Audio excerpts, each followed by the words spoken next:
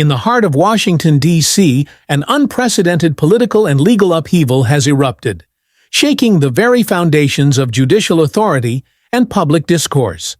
At the center of this storm stands Judge Charles Hargrove, a figure whose recent actions have ignited a fierce confrontation with Karoline Leavitt, the youngest White House press secretary in history. What began as a seemingly minor courtroom incident, a $500 fine imposed on Leavitt for wearing a cross, has spiraled into an unprecedented legal battle that threatens to redefine the boundaries of religious freedom and judicial accountability. Known for her sharp wit and unyielding conservatism, Leavitt did not bow to Hargrove's ruling. Instead, she launched a staggering $800 million lawsuit against the judge and the D.C. court system, accusing them of defamation and violation of her First Amendment rights. This counterattack has sent shockwaves through both the political and judicial spheres, drawing national attention and igniting debates about the role of faith in public life and the limits of judicial power. The origins of this explosive conflict trace back to a tense courtroom where Leavitt had been dispatched by President Trump to oversee a lawsuit involving a group of Christians banned from public prayer. Rather than remaining a passive observer, Leavitt found herself thrust into the spotlight when Judge Hargrove fined her for her religious attire. His scathing remarks, branding her a fanatic and declaring that the cross doesn't belong here, only served to fuel her resolve.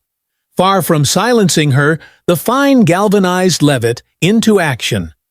Within hours, she had assembled a team of high-profile conservative lawyers led by Rachel Harper, known in legal circles as the Judge Hunter. Together, they crafted a legal strategy designed not just to challenge Hargrove's decision, but to dismantle what they viewed as systemic anti-religious bias within the judiciary. As news of the $800 million lawsuit spread, it sparked a media firestorm.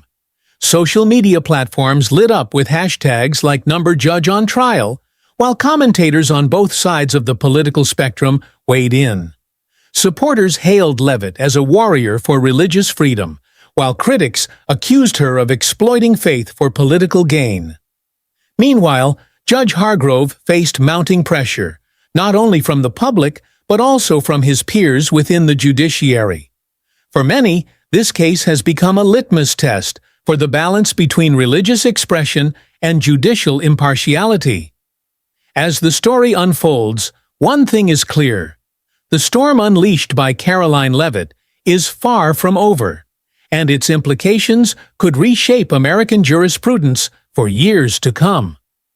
In the aftermath of Judge Hargrove's pronouncement, Karoline Leavitt emerged not merely as a participant in a legal skirmish, but as a formidable figure poised to challenge entrenched systems of power. Her resolve was palpable in every interaction thereafter, particularly evident in her strategic engagements with key allies who would help shape the unfolding drama. Among these allies was Rachel Harper, the notorious conservative lawyer whose reputation for dismantling judicial misconduct was legendary. Known colloquially as the Judge Hunter, Harper was renowned for her razor-sharp intellect and unrelenting pursuit of justice. When she entered the room, her presence commanded attention. An aura of authority exuded from her tightly bunned blonde hair to her piercing gaze that seemed to dissect every detail of the case at hand. Harper's initial assessment of the situation was stark, yet calculated. "Hargrove isn't just targeting you, Karoline," she articulated with precision, each word a dagger aimed at the heart of complacency. "He's a pawn of the liberal elite, trying to weaken Trump through you." This statement was more than a mere accusation. It was a declaration of war, framing the conflict not as a personal vendetta, but as a broader ideological battle.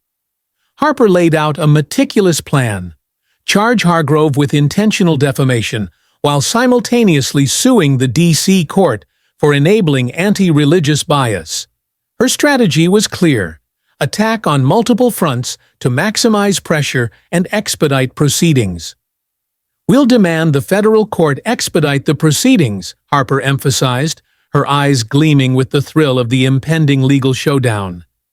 "The damage to your reputation is urgent. They'll have to comply." Karoline nodded, her pulse racing as she internalized Harper's words. She understood the gravity of the moment and the immense responsibility that lay on her shoulders. This wasn't just about vindicating herself. It was about setting a precedent that no judge could trample on religious freedoms without facing severe repercussions. Her determination was further fueled by the realization that her fight was emblematic of a larger struggle, one that resonated deeply with millions who felt marginalized by judicial overreach. As the hours ticked by, the momentum of their campaign gained unstoppable velocity. Just 24 hours after initiating the lawsuit, the federal court responded by ordering Hargrove to provide all related documents within a stringent 48-hour deadline, a significant victory for Karoline and her team. This rapid escalation underscored the effectiveness of Harper's aggressive tactics and the palpable fear they instilled in Hargrove. Karoline, however, was not content to rest on these early successes. She immediately reached out to Jake Torres, a seasoned social media strategist from Trump's 2024 campaign, to amplify their message. "Jake, make Just Judge on Trial go viral," she instructed over the phone, her voice charged with urgency. Torres, with the agility of a digital native, orchestrated a coordinated effort across various platforms, pushing courtroom audio onto X, formerly Twitter, and catapulting the hashtag into the stratosphere of social media trends. The impact was immediate and overwhelming. Within hours, Wired Judge on Trial surged past 50,000 mentions, accompanied by a viral video of Karoline standing defiantly at the defendant's podium. Her resolute voice echoed through the speakers of thousands, encapsulating the essence of her defiance. "Hargrove thinks he's above the law, but he will see justice." This declaration, broadcasted across countless devices, became a rallying cry for those who supported her cause, transforming her legal battle into a cultural phenomenon. Meanwhile, in a dimly lit D.C. office, Hargrove sat hunched behind his desk, his eyes reflecting panic as news of the $800 million lawsuit flooded TV screens. His trembling hands opened his computer, searching for a lifeline amidst the chaos. "This is just a young girl's stunt," he muttered, though his voice lacked conviction, betraying the depth of his unease. In a desperate bid for support, he turned to Judge Ellen Carver, a longtime ally whose cold gaze offered little comfort. "Ellen, what does she have against me?" he asked, his voice faltering under the weight of his predicament. Carver, speaking in hushed tones from another courtroom, attempted to assuage his fears. "Calm down, Charles. I'll put pressure on the witnesses. She can't win without evidence," she assured him, though her confidence wavered, as much as his own. Back at the White House, Karoline touched the silver cross around her neck, a tangible reminder of the battle she had ignited. Her eyes blazed with a fiery determination that mirrored the tumultuous events unfolding outside. This was more than a legal challenge. It was a crusade for justice, one that she was prepared to see through to its ultimate conclusion, whatever the cost. Amidst the escalating tension, Ethan Brooks, an IT staffer at the D.C. court, emerged as an unlikely whistleblower, driven by a sense of moral obligation and perhaps a desire to expose the corruption festering within the judicial corridors. His anonymous email landed in Karoline's inbox like a bombshell, carrying a PDF attachment that contained a damning chain of emails between Judge Charles Hargrove and Judge Ellen Carver. These communications unveiled a sinister plot specifically targeting Karoline, intended to send a chilling message to President Trump and his administration. Karoline's heart pounded as she scrolled through the emails, her anger flaring with each revelation. One line in particular incensed her. "Target her cross.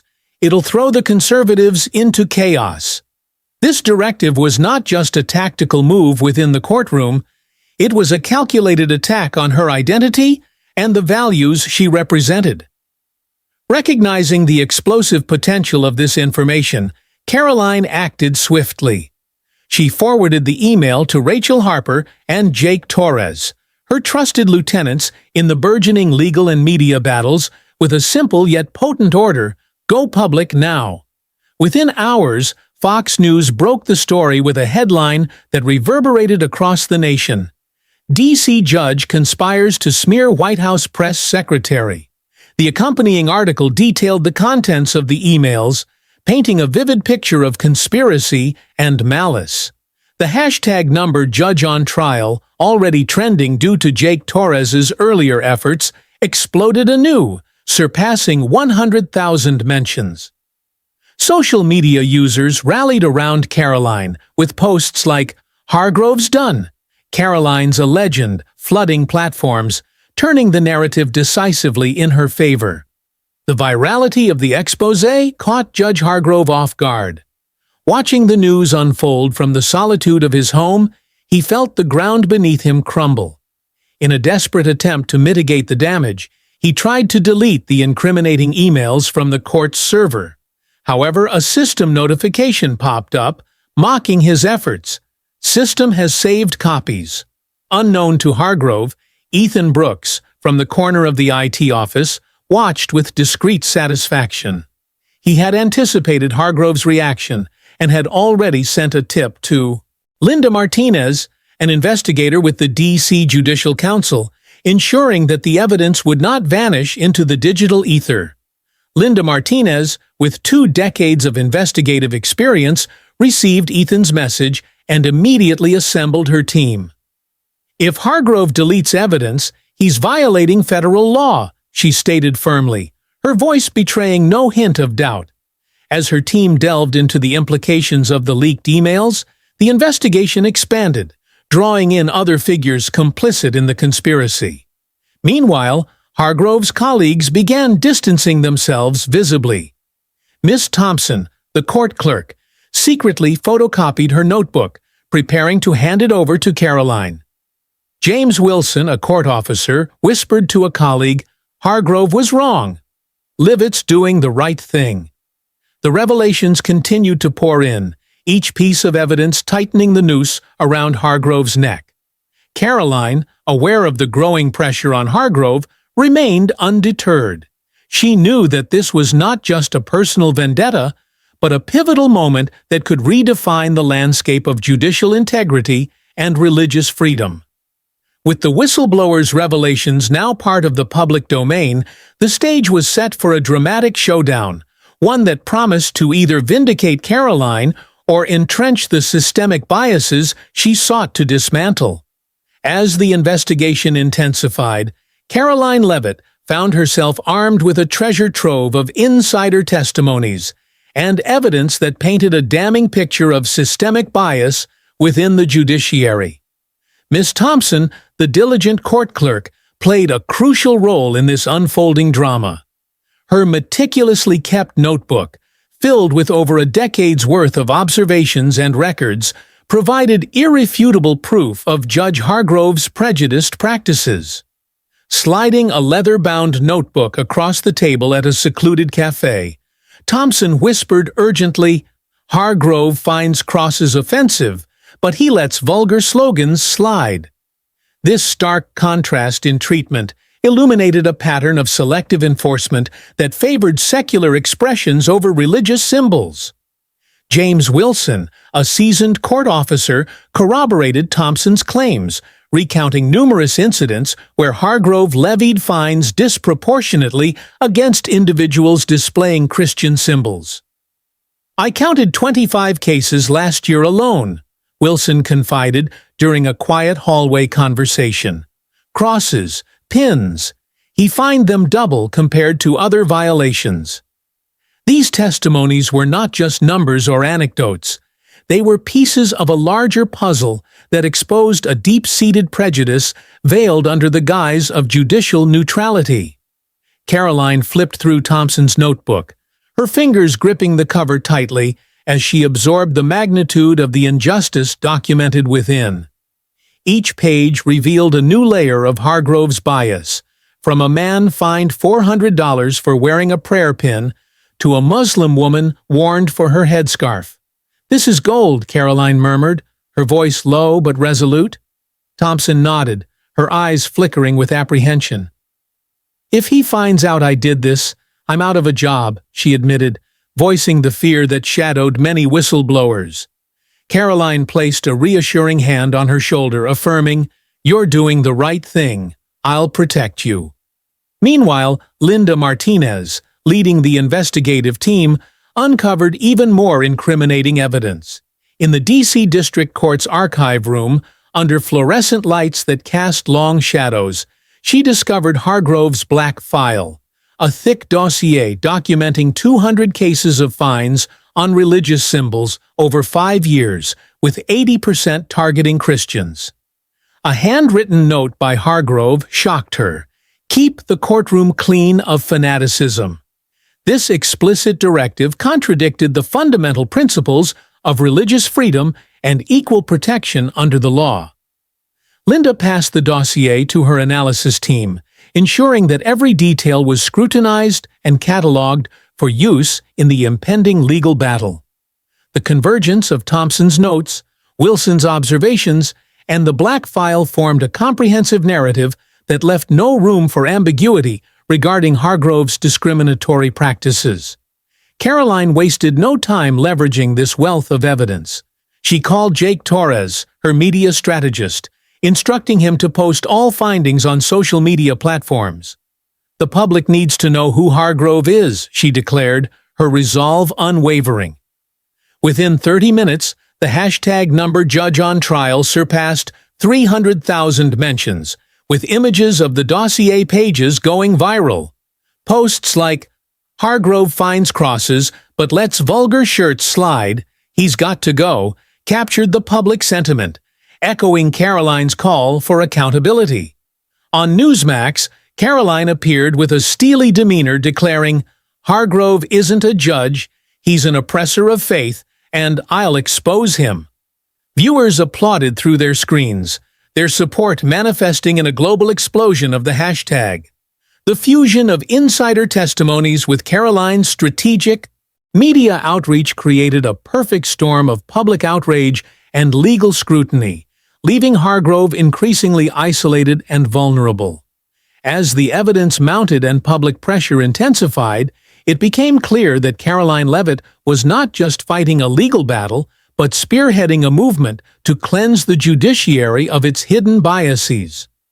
Under the blazing flashbulbs of the press conference, Karoline Leavitt stood before the nation, her navy blazer immaculate and the silver cross around her neck gleaming like an unyielding flame. The atmosphere was electric, charged with anticipation as reporters and citizens alike awaited her words. Outside, crowds gathered, holding high signs that read, "Justice for Faith," inspired by the revelations of Hargrove's black file and Senator Daniel Klein's emails. Karoline took a deep breath, preparing to deliver what might be the most consequential speech of her career. This was not just a press conference, it was a clarion call for justice, a moment to dismantle a corrupt system with Hargrove as its primary target. Rachel Harper, Karoline's indefatigable lawyer, walked in clutching a fresh stack of documents, her voice triumphant as she announced, "Linda just sent more evidence." Karoline skimmed the printout, her lips curving into a cold smile as she read Hargrove's encrypted messages. "Leavitt is a threat. We must silence her." Handing the documents to Jake Torres, the media strategist, she ordered, "Make this a blockbuster." Jake nodded, his eyes gleaming with excitement, immediately mobilizing his team of TikTokers and YouTubers. Within hours, the encrypted messages were transformed into a viral video, complete with flashing text. "Hargrove conspired against Karoline. Who is he?" With the press conference underway, Karoline stepped to the podium, her voice resonating with authority and indignation. "Charles Hargrove didn't just fine me for my faith. she declared, her fingers lightly touching the silver chain of her cross. He turned the judge's bench into a weapon to crush my faith and my role beside President Trump. She held up the printout of Harov's messages with Senator Klein, cameras zooming in as she read aloud, "Leavitt is Trump's weak point. Destroy her." The courtroom gasped, the gravity of the conspiracy sinking in. Karoline stared directly at Harov, who sat in the audience, shrinking under her piercing gaze. "He thought he could defame me," she continued, her voice booming like thunder, "but he underestimated the power of truth." The press room erupted with questions, but Karoline remained calm, citing the black file, Thompson's notebook, and the cascade of evidence that exposed Harov's systematic targeting of religious symbols. The media exploded, with one post succinctly capturing the moment. "Karoline just dropped a nuclear bomb on Hargrove." The press conference video hit 1 million views in just 2 hours, becoming a testament to Karoline's strategic brilliance and unyielding resolve. Outside the D.C. District Court, a crowd of hundreds gathered, chanting, "Harov, resign." Banners depicted crosses, and the words, "Justice for Karoline," waved high. A mother held up a photo of her son, once fined by Harov for a prayer pin, shouting, "Leavitt speaks for us." Fox News and Newsmax broadcast live, calling Karoline a torch of justice, while CNN and MSNBC pushed back, labeling her a political agitator. That night, Karoline fired back on Newsmax, her voice sharp and cutting. "They call me an agitator. I'm just demanding the justice Harov trampled." The public rallied behind her, their support palpable as they chanted, "One liberal media, zero." Harov, watching from his dark apartment, turned on the TV, seeing Karoline's face fill the screen. He shut it off, his hands trembling as his phone buzzed incessantly with messages from colleagues distancing themselves. A letter from his wife arrived stating, "Charles, I can't go on. I'm gone." His son, a young lawyer, posted on X, "I'm ashamed of my father." Harov slumped into a chair, his mind reeling as he scrolled through social media, encountering mocking memes, an image of him in a clown hat captioned, "Hargrove, the hypocrite judge." He called his fixer, his voice breaking, "Isn't the plane ready? I can't take this anymore." The fixer replied, "Tomorrow morning, Switzerland. Stay quiet." The next day, as Harov prepared to flee, Linda Martinez's investigative team arrived at his apartment with a search warrant. He drew the curtains, his heart pounding as a message from Carver came. "Charles, they have everything. I can't help anymore." He threw his phone, screaming, "She's destroyed me." Opening a suitcase, he stuffed in documents, his eyes frantic. The fixer called again, "Plane's ready. Don't get caught." Harov nodded, knowing he had no choice. He looked at his apartment one last time, the sense of power he once had evaporating into thin air. Linda, at the courthouse, received a report from the search team. Harov had left behind a laptop containing undeleted data, confirming his encrypted app communications with Clean. She called Karoline, saying, "We have more messages." Karoline, at the White House, stood by a window looking out at a twinkling D.C. "Let him run," she said, her voice cold. "Justice will catch up." She touched her cross, feeling the strength of those standing behind her. The atmosphere inside the federal courtroom was electrifying, the tension palpable as sunlight streamed through tall windows, casting sharp shadows on the polished wooden floor. Karoline Leavitt, standing at the plaintiff's table, exuded an air of unshakable confidence. Her navy blazer was impeccable, and the silver cross gleamed around her neck, serving as both a symbol of her faith and a defiant challenge to the forces arrayed against her.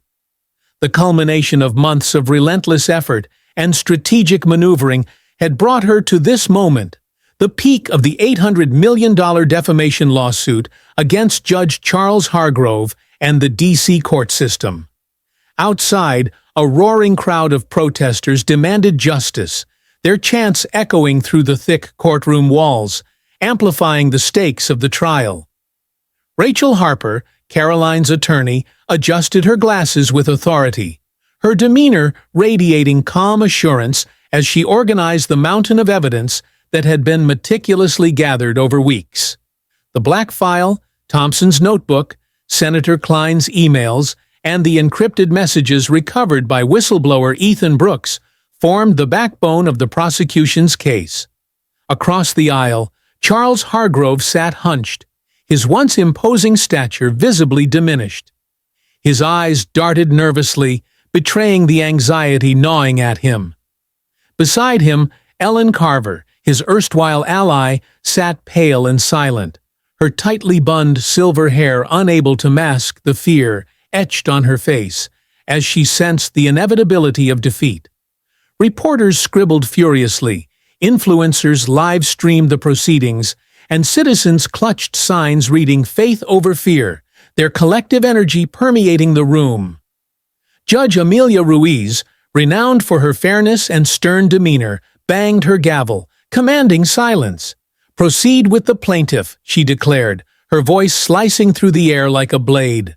Rachel rose, her opening statement a masterclass in precision and impact. Projecting Hargrove's black file onto a large screen, she highlighted the staggering statistics. 250 cases of fines on religious symbols over 6 years, with 80% targeting Christians.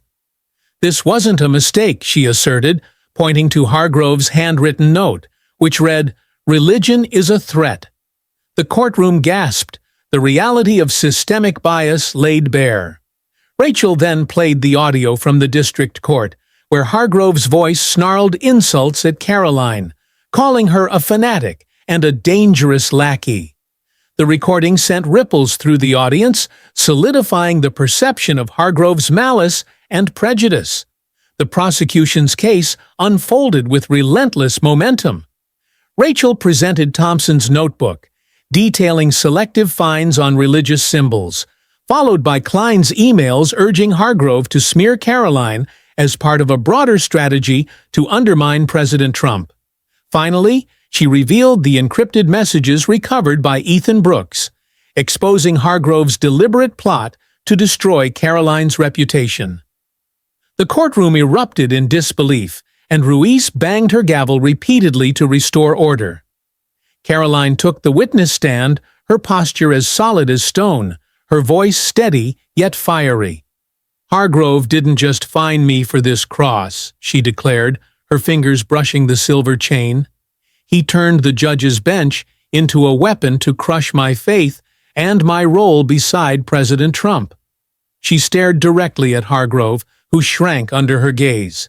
"He thought he could defame me, but he underestimated the power of truth." Victor Kleen, Hargrove's lawyer and no relation to Senator Klein, attempted to deflect, arguing that Hargrove's actions were procedural and not malicious. However, Rachel countered by calling Linda Martinez to the stand. Linda, radiating authority, testified about the black file and Hargrove's attempts to delete evidence, a federal crime.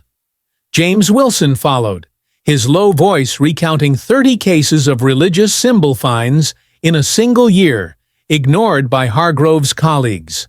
Thompson, trembling but resolute, described Hargrove's bias, recalling how he mocked a boy's prayer ring but overlooked shirts with vulgar slogans. Ethan Brooks, the whistleblower IT staffer, detailed recovering deleted messages, earning a nod of gratitude from Karoline. Each witness tightened the noose around Hargrove's neck, leaving him cornered and exposed. The cross-examination phase began with Rachel calling Hargrove to the stand. He stumbled forward, sweat beading on his forehead. "Did you target Miss Leavitt to undermine President Trump?" Rachel asked, her voice sharp as a sword. Hargrove stammered, I was just staying neutral." Judge Ruiz permitted Karoline to stand and confront him directly. "Neutral?" she challenged, her voice thundering. "You fine my cross, but excuse vulgar slogans. You took orders from Senator Klein to take me down. Why?" The courtroom held its breath as Hargrove's face crumpled. "I was pressured," he admitted, his voice breaking. Clean said it was strategy. Gasps echoed through the room as Rachel pressed on, displaying Hargrove's note. "Religion is a threat." "This is your neutrality," she questioned. Hargrove, cornered and broken, collapsed into tears. "I didn't mean to," he sobbed. "I was just following orders." The courtroom erupted in shouts of "Liar!" as Karoline stepped forward, unflinching. "You chose to defame me and countless others for their faith," she declared. "You betrayed justice." Hargrove collapsed into his chair, tears streaming, as Ruiz called for order. Carver, watching from her seat, covered her face, knowing her own trial loomed. Rachel then called Carver to the stand, presenting an email where she wrote, "Hit her faith, it'll hurt." Carver faltered, attempting to downplay the message as just a suggestion. Rachel countered with Ethan's recovered messages, proving coordination between Carver and Hargrove. Carver broke, admitting, "We thought we'd succeed." The courtroom erupted again, and Ruiz warned the audience, but the damage was undeniable. Hargrove and Carver were exposed, their plot laid bare before the public. The trial paused, but the energy spilled onto social media. A viral clip captured Karoline confronting Hargrove, captioned, "This is justice." Reporters mobbed Karoline outside the court, but she spoke calmly. "This isn't just about me, it's about everyone." Inside, Hargrove sat alone, his lawyer whispering in panic. He knew the verdict was coming, bringing his complete downfall. Karoline returned to the White House, greeted by applause from staff. Jake rushed in, his tablet glowing. "You're a legend. X is calling you the legal lioness." Karoline smiled, but remained focused on the next step. Linda called, her voice firm. "Hargrove's team is panicking. He might not show up tomorrow." Karoline nodded, touching her cross. "Let him hide. He can't escape." Trump texted, "You crushed it, Liv. Keep going." Karoline smiled, knowing Hargrove's downfall was sealed. Outside, protesters grew louder, their chants echoing through D.C. streets. A young man held a sign, "Karoline for Justice." A pastor live-streamed, praising her courage on X. A lawyer tweeted, "Hargrove's career is over. Leavitt rewrote the game." Karoline, scrolling through the posts, felt her mission surge. Hargrove had tried to destroy her, but she had turned his hammer to dust. She returned to her office, opening an email from a mother. "Hargrove fined my son for a cross. You're our light." She read it, heart-warmed but resolve intensified. TJ reported protests spreading to Virginia. "You started a movement," he noted. Karoline nodded, knowing this trial didn't just take down Hargrove, it was changing the system. Meanwhile, Hargrove, sitting in the courtroom, stared at the empty gallery, feeling final isolation. Karoline had won, and he knew there was no way back. Under the gray, overcast sky of a private airstrip outside Washington, D.C., Charles Hargrove, once a towering figure in the judiciary, now shuffled toward a small jet like a shadow of his former self. Clad in a black coat, his cap shielding half his face, he boarded the aircraft with a mixture of desperation and resignation. The engines hummed softly, ready to whisk him to Switzerland, a country with no extradition treaty with the United States. Hargrove's flight was not merely an escape, it was a retreat from the wreckage of his career and reputation. The brutal federal trial, spearheaded by Karoline Leavitt, had left him stripped of dignity. The black file, Senator Klein's emails, and the avalanche of testimonies had not only crushed his standing, but had also forced him into exile, rendering him an international laughingstock. Inside the plane, Hargrove clutched a suitcase stuffed with documents and some cash, remnants of a life that had unraveled before his eyes. Marco, a gaunt man acting as his fixer, closed the cabin door, whispering, "No one knows you're here. Stay quiet." Hargrove nodded, but his hollow eyes betrayed the depth of his despair. His mind replayed Karoline's image on the witness stand, her voice thundering, "You betrayed justice." Unable to resist one final look at the world he was fleeing, he opened his phone and scrolled through X, formerly Twitter. A post hit him like a physical blow. His image mocked as a clown, captioned, "Harrow flees. Karoline wins." He shut off the device, his chest heavy with the weight of his irretrievable losses. The power he once wielded was now reduced to ashes. Meanwhile, at the White House, Karoline sat in her office, bathed in soft light that illuminated her determined face. On her screen, a clip from the trial played, showcasing her confrontation with Hargrove, a moment that had been viewed millions of times. Jake Torres, the media strategist, knocked on the door, his voice brimming with excitement. "Hargrove's gone. Sources say he boarded a plane this morning." Karoline gave a cold smile, running her fingers over the silver cross on her blazer. "Running won't escape justice," she said, her voice steady and resolute. She felt the strength of her supporters coursing through her. Thompson, Wilson, Ethan, and the countless individuals who had rallied behind her cause. Linda Martinez called shortly after, her voice firm and authoritative. "We have a federal warrant. Hargrove deleted evidence, an obstruction of justice." Karoline nodded. "Good. Bring him back to D.C." Linda's investigative team searched Hargrove's apartment, uncovering a laptop with undelete data that confirmed his encrypted app communications with Senator Klein. A hastily stuffed handwritten note under the desk read, "Leavitt's too strong. Must leave." Linda snapped a photo and sent it to Karoline with the message, "He knew he lost." The public erupted as news of Hargrove's flight spread like wildfire. TikTokers posted videos juxtaposing footage of a private jet taking off with clips of Karoline at the trial, captioned, "Hargrove runs but Karoline's the storm." The video hit 3 million views, with comments like, "Cowardly judge. Leavitt's a legend." International media joined the manhunt, with Swiss reporters spotting Hargrove at a luxury villa in Geneva, hiding under an alias. Images of him sneaking into the house spread on CNN International, accompanied by the headline, "U.S. Judge Flees After Bombshell Lawsuit." Hargrove, watching his face on the news in the villa, slammed his hand on the table in frustration, but no one heard. In D.C., Ellen Carver faced her own reckoning. The Judicial Council suspended her, launching an investigation based on her emails and messages to Hargrove. A young lawyer at the D.C. court resigned, tweeting, "I won't work under Hargrove and Carver's shadow." The D.C. court, once a symbol of power, now reeled in crisis as other judges were scrutinized for ties to the Black File. Linda held a press conference, her voice steely and unyielding. "Hargrove violated federal law. We'll bring him back." The crowd outside the courthouse cheered, holding signs that read, "Karoline leads. Hargrove fails." Karoline held her own press conference at the White House, standing before the American flag. Her voice was calm but powerful as she addressed the nation.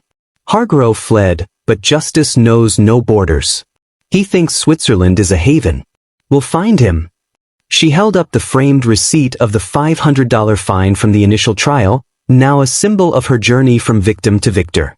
Cameras flashed as social media erupted with posts like, "Karoline's a warrior," and "Hargrove runs, but Leavitt's his nightmare."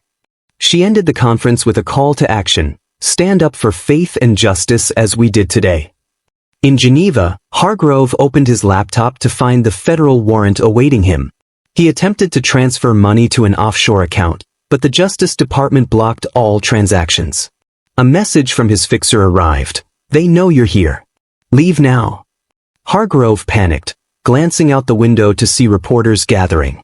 He drew the curtains, his heart pounding as he realized he had nowhere left to hide.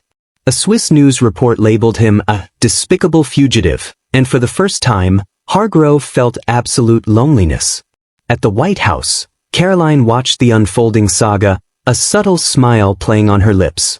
Jake walked in, his tablet glowing. "You did it. Hargrove's a global laughingstock." Karoline nodded, touching her cross. "This isn't the end. Justice continues." Outside, Protests spread from D.C. to major cities, with signs reading "Karoline for Justice." A pastor on X wrote, "Leavitt didn't just beat Hargrove, she won for all of us." Karoline gazed at D.C.'s twinkling lights, knowing she had turned a trial into a movement. Though Hargrove had fled, he could not escape the shadow of her legacy, a fairer judicial system that would endure. The reverberations of Karoline Leavitt's landmark $800 million lawsuit extended far beyond the courtroom, sparking a seismic shift in the national conversation surrounding religious freedom and judicial reform. Her victory was not merely a personal triumph but a catalyst for systemic change, igniting a movement that swept across state lines and reshaped policies nationwide. The case, once dismissed by skeptics as a political stunt, evolved into a watershed moment that demonstrated the transformative power of persistence, strategy, and grassroots activism. By challenging the entrenched biases of the judiciary, Karoline had not only dismantled a corrupt system but also inspired a groundswell of advocacy that transcended partisan divides. One of the most profound impacts of Karoline's legal battle was its influence on state-level legislation. Texas, often a bellwether for conservative policy shifts, became the first state to enact sweeping protections for religious symbols in courtrooms, explicitly citing Karoline's lawsuit as the impetus for reform. Governor Greg Abbott tweeted, "Thank you, Leavitt, for the fire of justice," underscoring the widespread recognition of her role in driving legislative change. Florida and Ohio quickly followed suit, mandating First Amendment training for judges and court personnel, while other states introduced similar measures to prevent the recurrence of discriminatory practices. These reforms were not merely symbolic gestures but concrete steps towards safeguarding constitutional rights, reflecting a newfound awareness of the judiciary's responsibility to uphold religious freedom. The ripple effects of Karoline's victory also manifested in the realm of public discourse, as her case became a touchstone for discussions about judicial accountability and transparency. Social media platforms buzzed with hashtags like #FaithOverFear and #JudicialReformNow, amplifying the voices of ordinary citizens who had long felt marginalized by systemic biases. A young Ohio lawyer, inspired by Karoline's relentless pursuit of justice, opened a free legal clinic dedicated to assisting victims of religious discrimination. "You inspired me to act," he wrote in an email to Karoline, encapsulating the broader impact of her leadership. Similarly, a law student shared on X, "I'm studying law because of Leavitt. She proved justice is real." These testimonials underscored how Karoline's actions had galvanized a new generation of advocates committed to defending constitutional principles. Moreover, Karoline's influence extended to the institutional level, prompting the D.C. Judicial Council to implement sweeping oversight reforms. Linda Martinez, now appointed to lead a committee tasked with ensuring transparency and accountability, emphasized that the judiciary must reflect the values of fairness and impartiality. "Leavitt forced us to look at ourselves," a young judge tweeted, acknowledging the introspection spurred by the case. This shift in mindset signaled a broader cultural transformation within the judiciary, as judges began to grapple with their roles as guardians of justice rather than enforcers of personal biases. The Justice Department, recognizing the significance of Karoline's achievements, invited her to serve as a special advisor on religious freedom, a testament to her credibility and influence.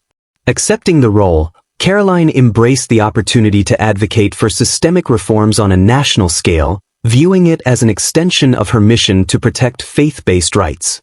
Her appointment was met with widespread approval, as evidenced by posts like, "Karoline's not just a leader, she's a beacon of hope."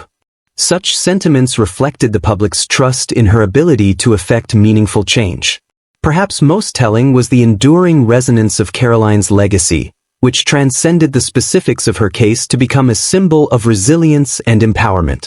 A pastor livestreamed a sermon titled, "From Cross to Freedom," intercutting images of Karoline speaking at rallies with scenes of communities reclaiming public spaces for prayer. A young girl emailed Karoline, writing, "Hargrove, find my prayer bracelet. You're my hero." Karoline's response, "You're the hero for holding your faith," encapsulated the ethos of her movement, empowering others to stand firm in their convictions. As the sun set over Washington, D.C., Karoline stood at her office window, gazing at the city's twinkling lights. The signs carried by protesters, Karoline for Justice, were a testament to the movement she had ignited. Though Charles Hargrove had fled, his legacy of bias was crumbling under the weight of her unyielding resolve. The reforms she had championed were not fleeting victories but enduring safeguards, ensuring that future generations would inherit a judiciary aligned with the principles of justice and equality. Karoline whispered to herself, "Justice doesn't come on its own. We must fight for it." And fight she had, with clarity, courage, and conviction, leaving an indelible mark on the nation's conscience. Karoline Leavitt's meteoric rise from a controversial figure to a national icon underscores the profound impact of individual agency in the face of systemic injustice. Her journey, marked by relentless determination and strategic acumen, serves as a testament to the transformative power of courage and conviction. From the outset, dismantled a corrupt,